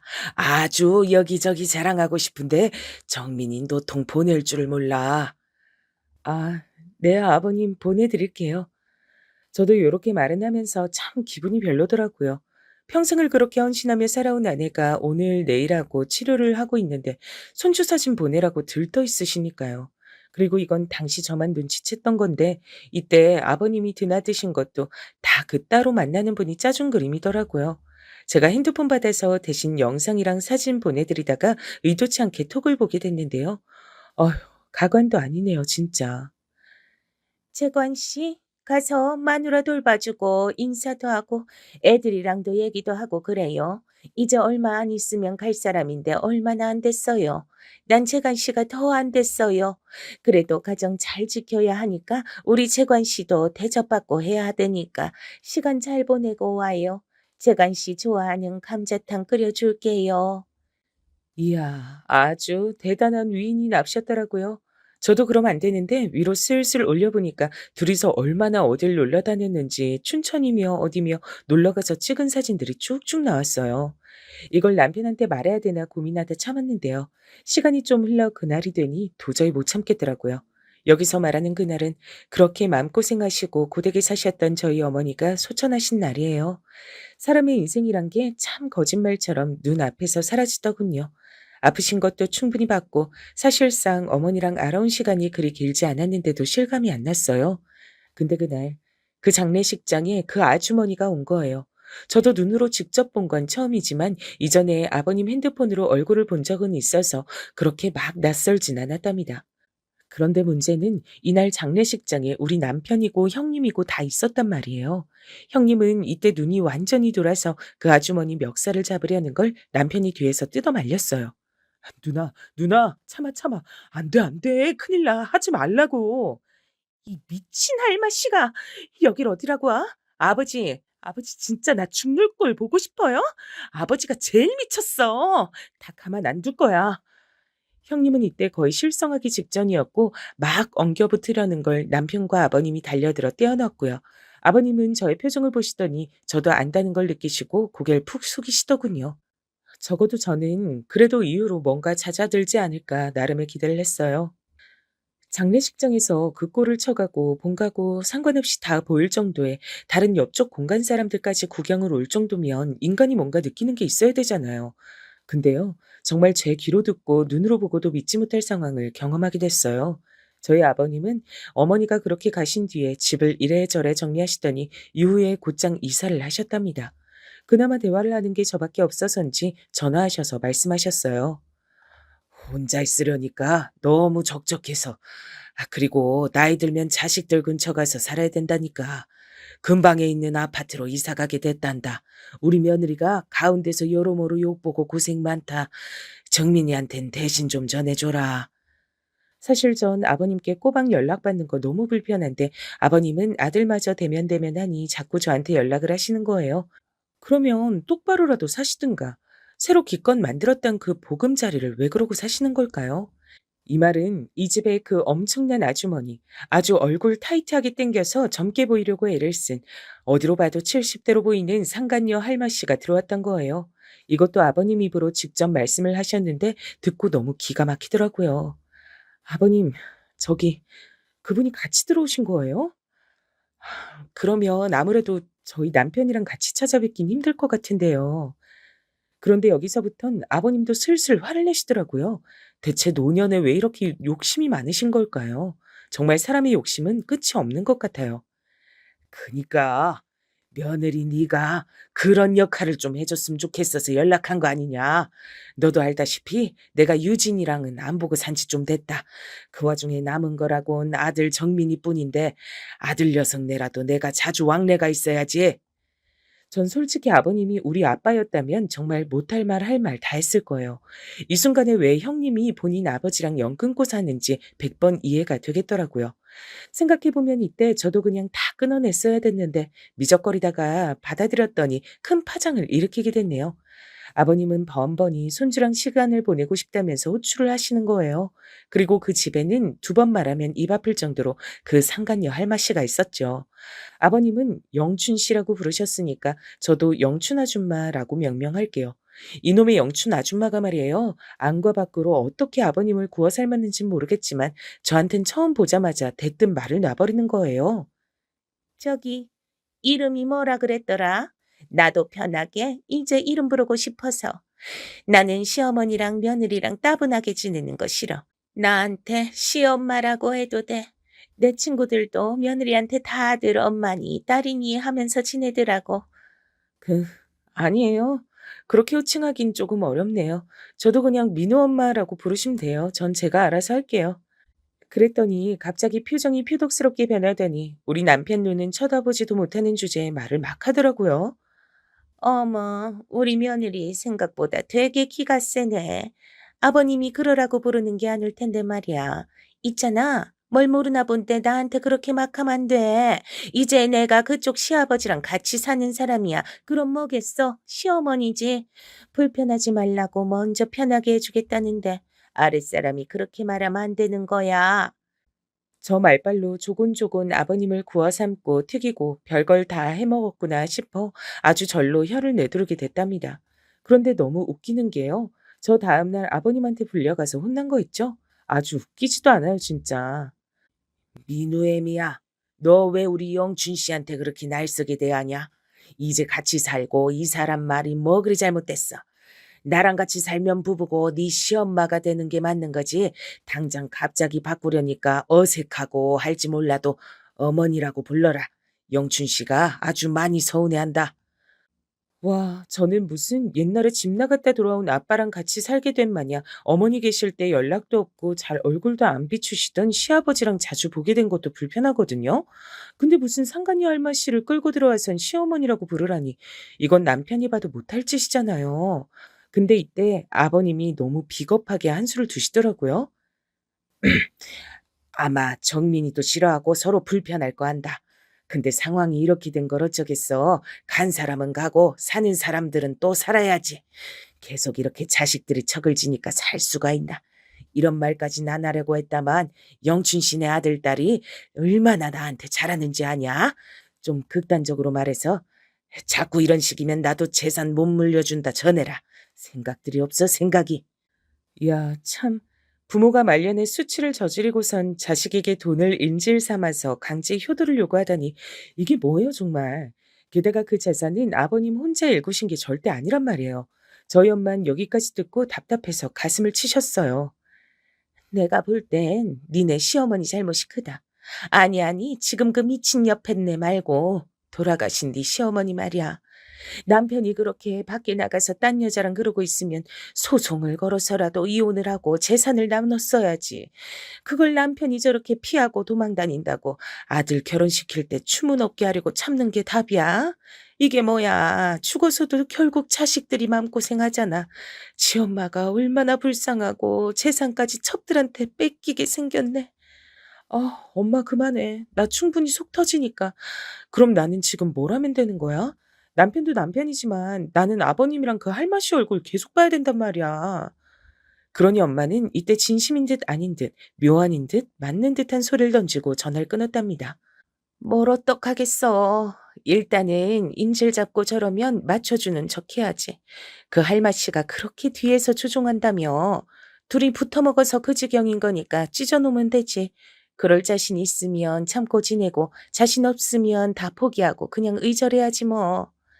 새삼스레 저는 이때 아버님이 너무 가증스럽게 느껴지는 거예요.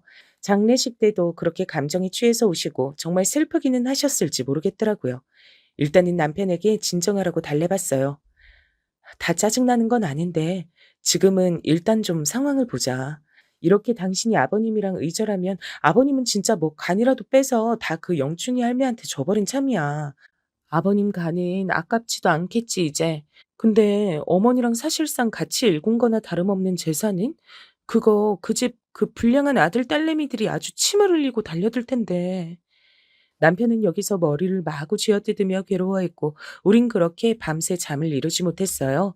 게다가 제가 더 결단을 내리게 된 건 그러고 아버님이 또 호출하셔서 갔더니 그 집에 영춘 아줌마 딸이 들어와서 앉아있더라고요. 누구요? 아, 따님이시라고요? 어머, 되게 젊으시네요. 한눈에 봐도 완전 막둥이일 것 같던데 70대 엄마에게 20대 후반의 딸이라니 나이 차이 엄청 나 보이더라고요. 또 아들은 훌쩍 나이가 많아서 40대 초반이고 뭔가 사연이 있어 보이긴 했는데 전 이제 더 알기도 싫었어요. 영춘 아줌마는 저에게도 단단히 날이 서가지고는 아주 저 보란 듯이 딸한테 이러고 앉았는데 뒤에서 들이받고 싶더라고요. 예, 수진아. 여기 아빠한테 방으로 달라 그럴까? 여기 남는 방이거든. 일부러 내가 이쪽으로 이사 오자 그런 거야. 너 회사도 그렇고 가까우니까 좋지? 여기 제가 불쑥 끼어들어 반대하니 또 웃으면서 능청스럽게 넘기는 거 있죠? 어머, 무서워라. 여기 우리가 사는 집인데 왜 자꾸 며느님이 이렇게 반대를 할까? 나한테 그러지 말고 시아빠랑 얘기해보고 말해. 우리 수진이 놀랬잖아. 이러니 저는 정말 이게 아니겠다 싶어 손톱을 물어뜯고 한참 고민하면서 지하철을 타고 왔어요. 진짜 이렇게 집에 다 들어앉을 기세더라고요. 그러니 제 나름대로 머리를 엄청 굴려서 개똥도 약으로 쓴단 마음으로 머리를 써봤죠. 제 스스로 절대 하지 않을 일을 이때 했는데 우리 아들과 함께 아버님을 따로 만나러 갔던 거예요. 민호애미 네가 웬일이냐. 이렇게 따로 데이트를 하자고 신청을 하고. 나야 민우도 보고 우리 며느리랑도 시간 보내니 너무 좋다. 제 속도 모르고 이런 말씀을 하시니 욱했지만 일단 작전대로 해야 되니 꾹 참았어요. 초반이니 너무 기대는 안 하면서 슬슬 연막전을 펼쳐봤답니다. 아, 네, 저희도 요즘 적적하고 민우도 할아버지 보고 싶다고 해서 온 거예요. 아버님, 근데 아버님 그거 아세요? 저 어제 가보니까 아니 그 어머님 따님 있잖아요. 수진 씨라든가 그 눈 크고 목에 문신 있는 네네 그분이요. 와 계시더라고요. 그러자 아버님은 별 대수롭지 않게 딸이 왔냐고 하시는데 제가 먼저 선수 쳐서 말해버렸어요. 보니까 어머니가 집에 방을 하나 내주시려고 하던데요. 살짝 걱정돼서요. 실은 정민 씨가 이제 슬슬 아버님한테 마음도 풀고 형님도 데려오려고 하거든요. 근데 그 어머니 따님이 그렇게 방을 갖고 계시면 오기 힘들지 않을까요? 저는 이때 순간적으로 머리를 짜내어 거짓말을 했어요. 남편은커녕 저희 형님은 죽을 때까지 아버님을 안 본다고 했으니 있을 리가 없는 일이었거든요. 근데 아버님은 자식들한테 외면당하기 나름 상처였는지 이때 좀 꿈틀하시긴 했어요. 정민이가 유진이까지 데리고 온다고 하더냐? 아직 형님이랑 얘기된 건 아니지만 그러려고 생각은 하는 것 같더라고요. 아무튼 어머니 따님 아주 예쁘고 똘똘해 보이던데요. 근데 한 집에서 사시는 건 좀 그렇지 않으세요? 죄송한 얘기지만 저도 어머니랑 이제 막 적응하고 있는데 따님이랑은 시간이 많이 걸릴 것 같아서요. 민우도 자기 고모가 따로 있는데 새로운 고모가 있는 거 보고 놀랄 수도 있고. 아무튼 저는 이게 말이 되는지 안 되는지도 따지지 않고 정말 별수를 다해서 둘러댔어요. 어떻게든 그 영춘 아줌마 뜻대로 돌아가지 않게 하고 싶었거든요. 그러면서 슬쩍 옛날 명언에 기대어 이 말 한마디를 쓱 던지고 빠졌답니다. 왜 첩이 첩고를 못 본다는 얘기 있잖아요. 그걸 인용해서 이렇게 말씀을 드렸는데 생각보다 아버님 꽤 동요하시던데요. 근데요, 아버님 좀 외람된 말씀이지만 그 수진 씨나 광철 씨 두 분 다 어머니가 어떻게 얻으신 자녀들이세요? 각자 나이 차이가 꽤나 보여서. 음. 저도 약간 걱정되는 게 있어서 말이에요, 아버님. 그러자 아버님은 본인도 그게 그렇게 막 시원스러운 배경은 아니셨는지 왜 그러냐고 곧장 물으시더라고요. 그게 걱정스럽잖아요. 본래 부모님이 재혼하시면 자식들은 걱정이 많을 수밖에 없으니까요. 아버님이 새로 누굴 만나시는 걸 반대하는 게 절대 아니라요. 상대가 괜찮은 사람이어야 되니까 그런 것들을 신경 쓰는 거죠. 사실 아버님이랑 연춘 아줌마랑 제대로 시골리고 그런 것도 아니고 혼인신고도 했는지도 모르겠지만 일단은 쭉쭉 얘기를 했어요. 그게 좀 그렇잖아요. 자식을 어떻게 얻으신 건지 시원하게 알려준 게 없어 보이고, 그러고 벌써부터 그렇게 딸을 데려와서 집을 내주실 생각을 하는 게, 제 친구네도 보니까 아빠가 황혼 재혼하셨는데 말년에 재산까지 다 뺏기셨어요. 죄송해요. 아버님 이런 얘기. 그러면서 눈치를 쓱 살폈는데 참 뭐랄까. 나이가 젊건 많건 간에 남녀 간의 연애는 얼마나 덧없는지 느꼈네요. 그렇게 와이프 고생시키고 암까지 걸려 먼저 보내게 할 정도의 천년의 사랑 짓거리를 했으면 이 정도 말에는 뚝심 있게 흔들리지 않아야 되잖아요. 근데 아버님은 벌써 눈동자가 슬슬 흔들리시더라고요. 그, 뭐, 그래. 그런 경우도 있겠지. 아버님 평생 열심히 사셨고 재산 힘들게 일구셨는데 생각해보면 이렇게 저희 형님의 남편까지 다 등지고 살게 되셨는데도 어머니께선 아버님 생각을 많이 안 해주시는 것 같아서요. 그럼 저렇게 수진 씨 데리고 들어오려고도 안 했을 거고. 암튼 슬슬 자기 자식들 들어앉히고 이런저런 구실 붙여서 재산 빼앗고 내빼는 경우가 보통 많은 게 아니에요. 저도 한참 고민했어요. 그러니 아버님은 역시나 표정이 좋지 않으셨고 전 마지막으로 쐐기를 박았어요. 아버님 심란하시게 이런 말씀 드려서 죄송해요. 이건 비밀로 해주셨으면 좋겠어요. 어머니가 들으셔서 좋아하실 얘기가 아니고 또 그런 분이 아닌데 괜히 불편하실 수도 있으니까. 아무튼 그럼 또 들릴게요, 아버님. 그러고 나와서는 나름의 수학은 있다고 생각을 했답니다. 그러고 분위기를 보아하니 아버님께선 진짜 영춘 아줌마한테 얘기를 안 하신 것 같더라고요. 왜냐면 그 후에 영춘 아줌마가 저를 대하는 분위기에 딱히 차이가 없어 보여서요. 이런 상황을 일단 남편에겐 얘기하지 않은 채 전 조심스럽게 이 상황을 이어갔어요. 먼저 저를 불러다가 만나자고 하시기에 저도 아버님 댁에 갔죠. 아시다시피 이번에 재관 씨 생신이잖아. 다 같이들 모여서 축하하면 좋을 것 같아. 이번에 우리 아들, 딸도 오라 그래서 같이 밥 먹을까 하는데 며느님은 어떻게 생각해? 이렇게 가족이 됐으니 다 같이 인사하고 그럼 좋잖아. 얼씨구, 이젠 더 자기 영역을 넓혀가지고 아예 자리를 깔고 앉으려고 하더라고요. 그래서 저는 조심스레 물었어요. 저야 뭐, 근데 혹시 아버님이랑은 얘기가 되셨을까요? 아니, 아직 재관 씨랑은 얘기 안 했어. 수진이도 이번 기회에 제대로 인사시키려고. 뭔가 딱 보니까 아버님이나 영춘 아줌마나 의붓 자식들을 어떻게 할지 서로 대화하는 건 없어 보이더라고요. 그래서 전 얼른 틈새에 끼어 말했어요. 저번에 이제 시어머니가 되셨으니 뜻에 좀 따라줬으면 좋겠다고 하셨잖아요.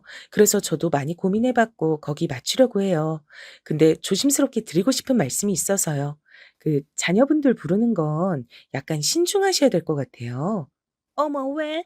우리 애들이 여기 드나들지 못할 게 뭐가 있어? 난 걔들 엄마고 새로 아빠가 생겼는데 말이야. 그래서 저는 즉각 나중에 걸려도 상관없을 얘기를 슬쩍 던져봤어요. 그때 가선 그때 다시 핑계를 대면 되지 않을까 싶었거든요. 일단 저 자체가 이 할마 씨가 너무 밉고 어머니 자리를 꿰차고 이런 그림을 만드는 게 진절이 나기 싫었어요. 저희 아버님, 어머니 떠나보내신 지 얼마 안 됐는데 첫 생신에 바로 그렇게 자녀분들 불러들이시면 너무 환경이 많이 바뀌어서 저희 남편도 불편해하고 그게 전해지지 않을까요? 그러면 아버님도 좀 생각이 많아지실 텐데요. 잘 아시겠지만 아버님은 집안 시끄러워지는 거 싫어하시니까요. 그렇게 신중하게 계시다가 이제 같이 살게 되신 건데 한 텀 지나가고 모여도 될 것 같은데요. 저도 대충 둘러댄 거긴 한데 이 영춘 아줌만 끝내 제가 못마땅한지 들을까 말까 한 표정이더라고요. 그래서 전 더 말을 못했어요. 그리고 아버님 생신이니까 어쩌면 저희 형님도 오실 거예요. 아버님이 저희 형님한테 꼼짝 못 하시는 거 아시니까 팁을 드리는 건데, 그, 너무 아버님이랑 잘 지내는 것처럼 계시면 형님 많이 불편해 하실 거예요. 말이 좀 이상하긴 한데, 암튼요. 형님이 오실 리도 없는데 전 괜히 군기 잡는 양 긴장도를 팍 올려서 말했고요. 당연히 이 할마 씨는 기분 나빠하더라고요. 저보고 선 넘지 말라더군요. 보자 보자 하니까 이봐 며느님 어디서 지금 내 머리 위에서 놀려 그래? 내가 그 정도 앞가림도 못할 줄 알아? 말려서 말인데 나 볼장 다 보고 무서운 거 없어. 말년에 노인네 둘이서 잘 살아보고 내가 알아서 하겠다는데 나서지 말라고. 나는 자기한테 명령하려고 부른 거지 내가 잔소리 듣겠다고 불러 매시는 줄 알아? 이러면서 아주 밉살맞게 말씀을 하시대요. 저도 속으로 안 좋은 말이 훅 하고 올라왔는데 일단 참고 저 역시 톡 쏘아붙였어요. 어머, 저도 잘 지내보려고 드린 말씀인데 화가 많이 나셨네요. 근데 너무 그렇게 날 세우고 자식들이랑 사이 안 좋게 지내는 거 티나시면 안 좋아요. 저희 아버님도 우리 어머니 계속 붙들고 사셨던 건 자식 때문이지 않겠어요? 근데 며느리인 저부터 시작해서 우리 남편이랑 형님이랑 계속 그렇게 척지시면 앞길 고단하실 텐데. 그러자 이 할머 씨는 손살을 치면서 저보고 저리 가라고 짜증을 내는 거예요. 아, 됐어. 이제 그쪽이랑 볼 일 없으니까 가봐. 원. 오냐 오냐 하고 들어줬더니 아주 기고만장 괘씸하기 짝이 없네. 날 아주 손바닥 안에 놓고 갖고 놀라 그러네. 웃겨서 아주. 저도 이때 눈 하나 깜짝 안 하고 진짜 너무 얄밉고 열이 확 올라서 따다다 차분하게 반박했어요. 어머, 이 집은 어머니만 사시는 집이 아니에요. 전 며느리로서 아버님 챙기러 온 건데. 그렇게 가라 마라 어째라 하시면 안 되는데. 말씀드렸잖아요. 자식들이랑 자꾸 이렇게 트러블 생기면 어머니만 곤란하시다니까요. 전 시집 온 이래 계속 어머니랑 잘 지냈고요. 이제 새어머니가 되신다고 하니까 팁을 드리는 거예요. 저한테 그런 식으로 말씀하시면 저도 그냥 듣고 있는 성격은 아닌데. 이러면서 저도 약간 으름장 놓으면서 인상 하나 찌푸리지 않고 눈 똑바로 보며 말했어요. 그러면서 내심 진짜 이딴 할망구 옆했네한테 당하며 소가리만 하시다 가신 우리의 어머니 생각이 불쑥 떠오르더군요. 그러면서 오기가 막 생기는 거예요. 너 따위 막 구르다 온 인생이 승승장구하는 꼴을 내가 그냥 볼까 보냐 싶었어요. 굳이 우리 남편이나 어머니의 복수라기보단 진짜 보면 볼수록 보통 악질이 아니더라고요. 이 할망구, 물론 우리 아버님은 여기서 스리슬쩍 넘어갈 대상은 아니에요. 공범이긴 한데 아버님은 일단 뒤로 넘기고 이 할마 씨부터 처단하고 싶었어요. 엄마한테 중간에 보고를 했더니 듣고 기겁을 하시더군요. 어머, 별 미친 노인네가 다 있네, 진짜. 나는 생각할수록 네 돌아가신 시어머니 불쌍하고 짠해 죽겠다. 사람이 어쩜 그렇게 순해가지고 속만 터지고 아파서 병 얻어서 먼저 가고 머리채라도 한 번은 잡았어야지. 속으로 얼마나 애를 태웠을까, 진짜. 너도 끝까지 물고 놔주지 말어. 내가 아주 다 속이 상해서 못 듣겠어, 정말. 엄마 말 맞다나 전 절대로 봐주지 않을 심산이었어요. 이 와중엔 남편에게도 일절 아버님과 그 할망구 얘기는 하지 않고 혼자 쭉쭉 진행을 했어요. 바로 아버님 생신 준비한다는 핑계로 안 그래도 근처로 이사를 오셨으니 틈만 나면 시댁에 들렀죠. 저 왔어요. 아버님께 생신 준비한다고 말씀드리니 비밀번호 알려주셔서요. 냉장고 좀 봐도 되죠? 그러니 소파에 대자로 퍼져 있던 할마 씨는 곧장 일어나서 인상을 막 쓰더라고요. 그리고 그 딸내미는 한쪽에서 이미 자고 있길래 제가 곧장 눈치를 줬어요. 그 뭐지? 수진 씨라고 했던가? 여기 이러고 있으면 안 되는데. 일어나서 세수라도 하고 오든지. 여기 이렇게 막 와서 자고 놀고 그러면 안 돼요. 저기 어머니, 아버님은 아직 모르시지 않아요? 우리 남편도 이때 저녁에 여기 들릴지 몰라요. 얼른 수진 씨 보내는 게 좋으실 것 같은데. 그러자 할마 씨는 아주 눈에 불이 나오게 생겨가지고 입은 억지로 웃으면서 말하더라고요. 내가 알아서 할 거니까 며느님은 신경 안 써도 돼. 근데 자꾸 이렇게 말없이 들이닥치고 하는 게 누가 시어머니고 며느리인지 모르겠네. 내가 재건 씨한테 말할 거니까 생신 준비도 내가 알아서 할 테니까 그만 놔도 돼. 알았지? 어머, 아버님 생신은 자식들이 준비하는 건데요. 예전에도 제가 했었어요.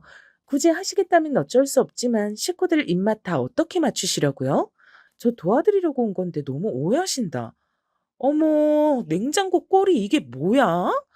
지금 여기 입주해서 산지 2달도 안 됐는데 저 뭉탱이는 뭐고 아버님은 뭘 드시고 사시는 거예요? 어우, 여기 맥주 좀 버릴게요. 오, 더러워. 이게 뭐야? 이러면서 저는 하나하나 다 음식물 쫙 꺼내서 올리고 창문도 열고 청소한답시고 방문 다 열고 돌아다니면서 살폈어요. 여기에 그 수진인가 하는 계집애가 생짜증을 내고 인상을 쓰길래 전 곧장 아버님께 스피커폰으로 전화를 걸었어요. 네, 아버님, 저 여기 치우러 왔어요. 네네, 생신 준비. 그렇게 대단하게 하는 건 아닌데, 그래도 잘해드리고 싶어서요. 그럼요. 이번에 형님도 오실 거고, 남편도 모처럼 준비한다고 했어요. 근데 아버님, 이건 뭐예요? 이거 치워도 될까요? 이번에 민우도 할아버지 생신이라고 제대로 준비시켜서 오려고요. 에이, 그럼요. 와서 재롱 장난 아니게 부를 테니까 기대하세요. 일부러 크게 통화하면서 시끄럽게 굴고 집 하나하나 열고 뜯고 하면서 들으란 듯이 움직였죠. 나중에 지들이 짜증났는지 그 수진이란 기집애는 나가버렸어요. 그러니 할마 씨는 있는 대로 열이 받아서 제가 전화를 끊으니 뭐 하는 거냐고 짜증내더라고요. 그래서 저도 슬슬 화나니까 은근 긁어댔어요. 그나저나 저희 아버님보다 2살 누나시라면서요? 요즘 할머니들 얼굴에 뭐 많이 맞으시던데 그런 건 안 하시나 봐요. 어린 남자 만나면서 외모 신경 쓰셔야지. 아무리 나이 먹어도 남잔 남자잖아요. 그러다가 오래 채우기도 전에 나가게 되실 수도 있겠어요. 살 안 찌게 조심하셔야 될 텐데 그 연세에 빼짝 굴면서 마르려면 주름은 어떡하고. 어휴, 나이 먹어서 새 살림 차리고 살기 힘드네요. 그죠? 여기서 그만 할머 씨는 저한테 소리를 빽 질렀고 저도 으쓱거리면서 왜 그러냐고 받아쳤죠. 이야, 너 진짜 보자 보자 하니까 이게 진짜 웃기지도 않네. 너 아주 대놓고 나 긁으러 왔지? 네가 뭐야? 이 집 딸년이야 아들이야? 지도 가족도 뭣도 아닌 외인인 주제에 어지간히 꼴값 떨고 앉았네. 너 그러고 용 쓰고 있으면 네 앞으로 돈 얼마라도 떨어질 줄 알아? 딸년 물리치니까 아주 괴물 같은 며느리가 와가지고 더 진상이네 진짜. 너 적당히 까불어. 그래서 저는 이때다 싶어 다시 약을 올렸어요. 이런 반응이 나오길 기다리고 있었거든요. 와, 저한테 이렇게 무섭게 말씀하시는 거 아버님한테 다 말해드리고 싶다. 아버님한텐 절대 안 보여주고 참고 사느라 얼마나 힘들어요. 그쵸? 멀쩡한 조강지쳐 놔두고 붙잡은 천년의 사랑이 이렇게 입이 험하고 다 낚아 채려고 하는지 절대 상상도 못 하실 텐데요. 아싸, 아버님한테 일러야지. 이러니 아주 개거품을 물고 저한테 달려들려고 하길래 전 얼른 막아들고 한마디 더 했어요. 죄송한데 이거 녹음하고 촬영했어요. 자꾸 저한테 은근히 말 못 듣게 하시고 아버님 앞에선 아닌 척 하시는 것 같길래 저도 살아남으려고 이렇게 했답니다. 요거 그대로 아버님한테 보낼 거예요. 어쩌실래요? 뭐? 야, 너 장난하지 마. 니깎게 뭐라고? 그러자 전 앞에서 핸드폰을 흔들며 다시 말했어요. 농담 아닌데요? 요거 그대로 틀어놔드릴까요? 엿장수가 엿하려고 노래하는 양 아주 구수하게 녹음됐을 거예요. 이 정도로 무너지지 않을 사람이면 저도 응원해드릴 텐데 아까 막말하신 게 너무 많아서 가능할까 모르겠어요. 아, 그리고 이거 증거로 해서 두 분 아직 혼인신고도 안 하셨다면서요? 상간 소송도 생각 중이에요. 우리 어머니 자식들이랑 저 너무 우습게 보지 마세요, 할머니. 이러니 헬마 씨는 반쯤 정신이 나간 표정이더라고요. 그래도 혹시나 이 자리 계속 붙어서 약 올리다간 사단이 날까 싶어 전 얼른 락앤락통만 쇼핑백에 재빠르게 담아서 나왔어요. 안녕히 계세요. 이러고도 남아 계시면 겁도 없으신 걸로 알고 빠르게 소송할 거예요. 제발 알아서 제 발로 나가주시면 못 본 척 해드릴게요. 그러고 저는 엘리베이터에 재빨리 뛰어 타고 나서야 크게 한숨을 내쉬면서 비로소 긴장을 풀었네요. 정말 뭐라 말이 안 나오더라고요. 생각할수록 인간이 너무 못돼 처먹고 마음대로 하려는 게 보여서 분이 안 풀리는 거예요. 저 원래 이렇게 치밀하고 끈질기게 사람 괴롭히는 타입 아닌데 맨날 주방에 우두커니 서서 잘 웃지도 않고 주눅 들어 계시던 어머니 모습도 괜시리 생각나고 하여간 여러 부분에서 오지랖 넓게 썽을 낸 것 같아요. 이렇게 잠깐 저도 사람이기에 얼마간 가책을 느끼긴 했지만 사실 그렇게 할 게 아니라 제가 아주 정당한 대처를 했다는 것을 얼마 안 가 알게 됐답니다. 이게 과연 저만의 공덕일진 모르겠지만요. 제가 마지막에 질러댄 소리에 큰 불안감을 느낀 할마 씨는 우리 아버님께 전화를 했나 봐요.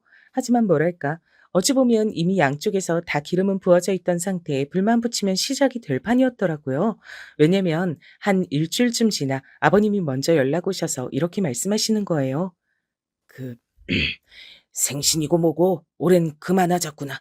그럴 기분이 안 돼서 말이야. 이게 뭔가 했더니 결국엔 둘끼리 틀어져서 그 알마씨가 집을 나갔단 거예요. 근데 또 꼴에 완전히 나간 것도 아니고 떨어져서 생각을 하기로 했다나요? 전 여기 완전히 줄을 끊어버리고 싶어서 다시 심호흡하고 말씀드렸어요.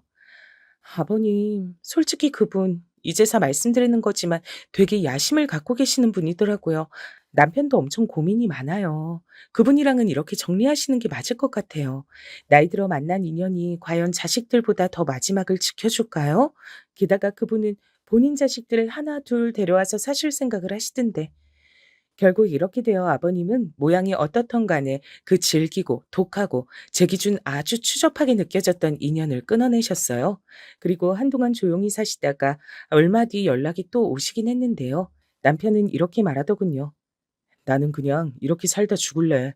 엄마가 마음에 남아서 앞으로도 아버지 못 볼 것 같아. 나중에 마음이 변할지도 모르겠지만 글쎄. 아무튼 안 만나고 싶고 그런 내용 나한테 안 전해줘도 돼. 이렇게 되어 아버님은 마지막 남은 희망이었던 아들에게마저 외면을 당하셨죠. 이러니 저러니 상간녀에게도 버림받고 상간녀도 쫓기듯 도망 나갔고 그렇게 죽고 못 살던 그들에게 낙원은 없었네요. 여러모로 씁쓸하지만 어쩌겠나요? 전 그 할맛이 약 올리고 쫓아낼 때도 도끼가 차있긴 했지만 아버님이라고 마음 편하시길 바라진 않았어요. 엄연히 이 상황에 아버님은 피해자가 아니잖아요. 외롭게 가신 어머니를 생각하면 남편의 말을 빌려보자면 아버님도 외롭게 마무리하시는 게 맞지 않을까 생각됩니다. 조강지처를 버리고 자식들 속을 그렇게 찢어내셨으니까요. 앞으로도 저희는 이렇게 살아가게 될 것 같아요. 다소 무거운 얘기였지만 여기까지 들어주셔서 감사합니다. 모두 건강하세요.